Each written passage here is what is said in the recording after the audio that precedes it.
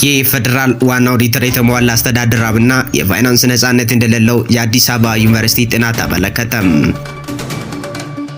ኦዲተሩ በሚያጋልጣቸው የፋይናንስና የሕግ ጥሰቶች ላይ ተጠያቂነት አልተረጋገጠም ብሏል። ኦዲተርን የሚቆጣጠረው የፓርላማ ቋሚ ኮሚቴ ገለልተኛ ለመሆን ጠቅሷል። ወደ ዝርዝሩ እናመራለን። ከኛ ጋር ይቆዩ። የፌደራል ዋና ኦዲተር በመንግስት ጣልቃ ገብነት የተነሳ አስተዳደራዊ ነፃነቱ መገደቡንና የፋይናንስ ነፃነቱም የተጓደለ መሆኑን የአዲስ አበባ ዩኒቨርሲቲ ጥናት አመለከተ።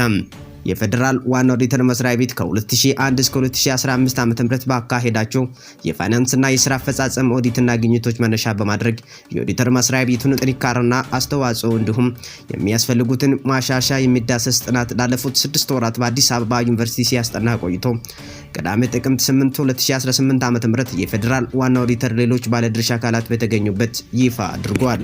ጥናቱ የፌደራል ዋና ኦዲተር መስሪያ ቤት ያሉበትን ችግሮች በመለየት በቀጣይ ምን ማድረግ አለበት የሚሉ ምክር ሀሳቦች ያካተተ መሆኑን የጥናቱ ቡድን መሪ የሆኑት ዶክተር ተመስገን ወርቁ ተናግረዋል።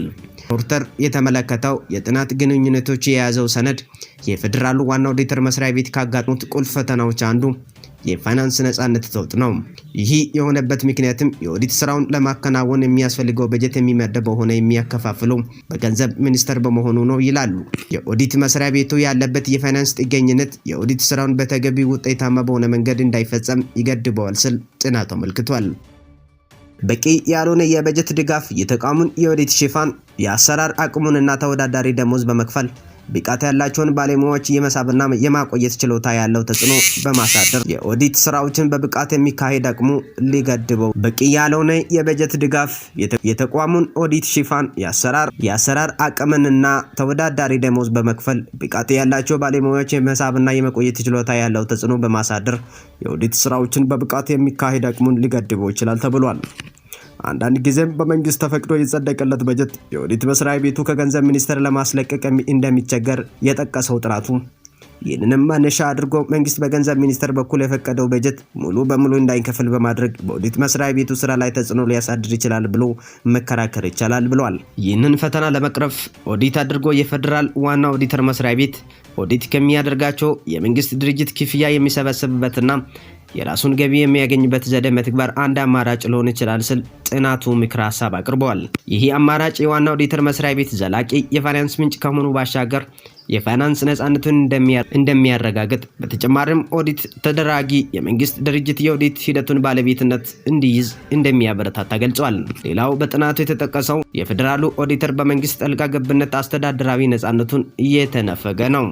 የዋና ኦዲተር መስሪያ ቤት የህዝብ አመኔታ ለማግኘትና ተልእኮን በአግባቡ ለመወጣት ከአስፈጻሚው አካል ጣልቃ ገብነትና ተጽዕኖ ነፃ እንዲሆን የሚጠብቅ ቢሆንም በተደረገው ጥናት የኦዲት መስሪያ ቤቱ የራሱን ሰራተኞች በራሱ የማስተዳደር ነፃነት በህዝብ ተወካዮች ምክር ቤት ባወጣው የዋና ኦዲተር መስሪያ ቤቱ ሰራተኞች አስተዳደር ደንብ ቁጥር 8/2018 መጣሱን ጥናቱ አመልክቷል። በዚህ ደንብ መሰረት በዋና ኦዲተር መስሪያ ቤትና በሰራተኞች መካከል የሚነሱ አለመግባባቶች በሲቪል ሰርቪስ ኮሚሽን የአስተዳደር ፍርድ ቤት እንደሚታይና በአስተዳደር ፍርድ ቤቱ ውሳኔ ላይ ለፌደራል ጠቅላይ ፍርድ ቤት ይግባኝ ሊባል እንደሚችል የተደነገገ መሆኑን የሚጠቅሰው ጥናቱ ይህ የሲቪል ሰርቪስ ኮሚሽን ተሳትፎ በዋና ኦዲተር መስሪያ ቤት ጉዳይ ላይ የሥራ አፈጻጸም መንግስት አስፈጻሚ ጣልቃ መግባት ተደርጎ ሊወስድ የሚችል ነው ብለዋል። በእርግጥ በህዝብ ተወካዮች ምክር ቤት የወጣው ደንብ ተፈጻሚ የሚሆነው በጥናት ላይ የተመሰረተ ማሻሻያ እስከሚደረግ ድረስ እንደሆነ ቢጠቀስም ይህ ድንጋጌ እስካሁን እንዳልተሻሻለ ጥናቱ አመልክቷል።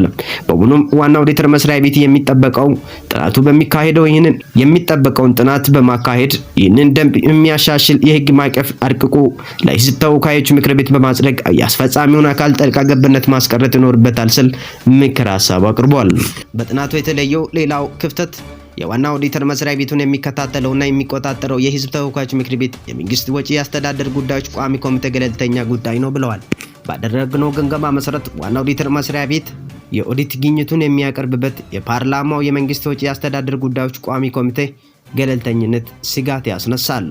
ምንም እንኳን ኮሚቴው ቀደም ሲል በተቃዋሚ ፓርቲ የፓርላማ አባል ይመራ የነበረ ቢሆንም ከኮሚቴው አባላት መካከል አንድም ተቃዋሚ ፓርቲ ተወካይ የለም። ይህ ደግሞ ኮሚቴው በመንግስት የፋይናንስ አስተዳደርና በኦዲት ግኝቶች ዙሪያ ኮሚቴው ከአድሎና ከወገንተኝነት የጸዳ ፍተሻ እንዲያደርግ ሊገደበው ይችላል ሲሉ አጥኞች ስጋታቸውን በጥናት ሰነዱ ላይ አሰፍረዋል።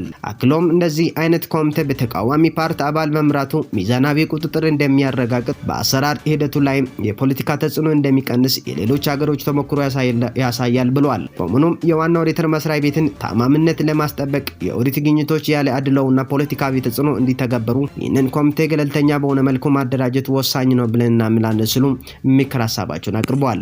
በጥናቱ ሰነድ ላይ ባይገለጽም የዚህ ቋሚ ኮሚቴ ሰብሳቢ የነበሩ የተቃዋሚ ፓርቲ አባሉ አቶ ክርስቲያን ታደለ መሆናቸውን ይታወሳል። ሌላው በጥናቱ የተለየ ቁልፍ ጉዳይ በኦዲት ግኝቶች በማያርሙና የወንጀል አዝማሚያ የሚያሳዩ ግኝቶች ላይ ጭምር ተጠያቂነት አለመረጋገጡ ነው ብለዋል።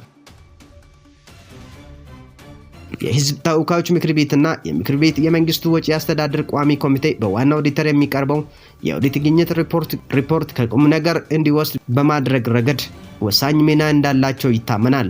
ነገር ግን እንዳለመታደል ሆኖ አንዳንድ ኦዲት የተደረጉ ድርጅቶችና የመንግስት መስሪያ ቤቶች የተገኙባቸው የኦዲት ግኝቶች እንዳያርሙና ተጠያቂ እንዲሆኑ ባለማድረጋቸው ዋና ኦዲተር መስሪያ ቤቱንም ሆነ ቋሚ ኮሚቴው እንዳሳዘናቸው ግምገማቸው ያሳያል ሲሉ አጥኞች በጥናት ሰነዳቸው ላይ አስፍረዋል።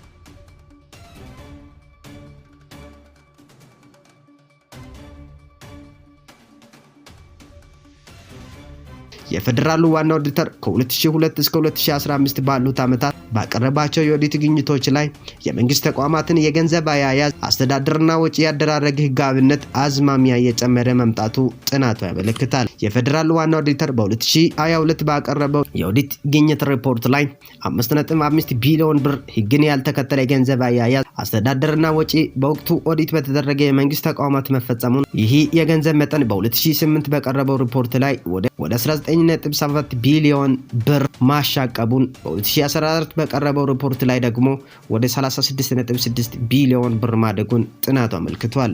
ቋሚ ኮሚቴ ይህ ሁኔታ እንዳይቀጥል አፋጣኝ የእርማት እርምጃዎች የመጠየቅና እርማት ያልወሰዱ አካላት ተጠያቂ ለማድረግ ስልጣንና ፈቃደኝነት ቢኖረውም ድፍረት የተሞላበት እርምጃ ለመውሰድና የማስተካከያ እርምጃ ያልወሰዱት በህግ ተጠያቂ ለማድረግ የሚያስችል ጥንካሬ እንደሌለው ባደረግነው ግምገማ ተረድተናል ሲሉ አጥኞች በሰነዱ ላይ አስፍረዋል። የዚህ ክፍል ምክንያት ቋሚ ኮሚቴው ገለልተኛ አለመሆኑ ወይም የቋሚ ኮሚቴው አባላት ሙሉ በሙሉ ላይ ያለው ገዢ ፓርቲ አባላት በመሆናቸው፣ ሌላው ምክንያት ቋሚ ኮሚቴው ጉዳዩ ለገዢው ፓርቲ ለማቅረብ ምክር ቤቱ አፈ ጉባኤ ድጋፍ የሚያስፈልገው በመሆኑ የተነሳ ሊሆን እንደሚችል በጥናቱ ተመለክቷል። ከባድ የኦዲት ግኝቶችና የህግ ጥሰቶች ቢኖሩም እስካሁን የተጠየቁት ጥቂቶች ብቻ መሆናቸውን ያመለከተው ጥናቱ ይህ ሁኔታ ካልተቀየረ አጥፊዎችና ያለመከሰስ ወይም ተጠያቂ ያለማድረግ ባህል ሊፈጠር እንደሚችል ስጋቱን አስቀምጧል። ይህንን ጉዳይ በተመለከተ በመድረኩ ተጨማሪ ማብራሪያ የሰጡት የጥናቱ ቡድን መሪ ዶክተር ተመስገን ወርቁ የዋና ኦዲተር የኦዲት ሽፋን እየጨመረ የመጣው ተቋማት ሲያጠፉ ባለመቀጣታቸው እንደሆነ ጥፋት የሚገኝባቸው ተቋማት ተጠያቂ ተደርጎ ቢሆን ኖሮ ችግሩ የመቀነስ እንጂ የመጨመር አዝማሚያ እንደማያሳይ ተናግረዋል። አጥፍቶ ቅጣት የተጣለባቸውን ተቋማት አሳዩን ብለን ለመጠየቅ ሞክረን አሳይተውናል ያሉት ዶክተር ተመስገን ነገር ግን ከሚፈጸመው ጥፋት አንጻር ተጠያቂ የተደረጉት በጣም አናሳ ናቸው ብለዋል። ተመሳሳይ ጥፋት አጥፍቶ አንዱ ላይ በዶክመንተሪ የታገዘ ዘመቻ ሲደረግበት ሌላኛው ላይ ደግሞ ሲታለፍ አይተናል ያሉት ቡድኑ መሪው በአጠቃላይ መንግስት በጉዳዩ ላይ ቆፍጠን ማለት አለበትም ብለዋል። የጥናቱ ቡድን መሪዎች ከየትኛውም አካል ገለልተኛ ሆኖ ያለምንም ጣልቃ ገብነት ጥናቱን እንዳከናወኑ ተናግረዋል። የፌደራል ዋና ኦዲተር መስሪያ ቤት በዩኒቨርሲቲ የቀረበውን ጥናት አምኖ እንደሚቀበለው በዋና ኦዲተር መስሪያ ቤት የትምህርት ስልጠናና የምርምር ስነ ስርዓት ዳይሬክተር አቶ ጌትነት አለሙ ለሪፖርተሩ ገልጿል።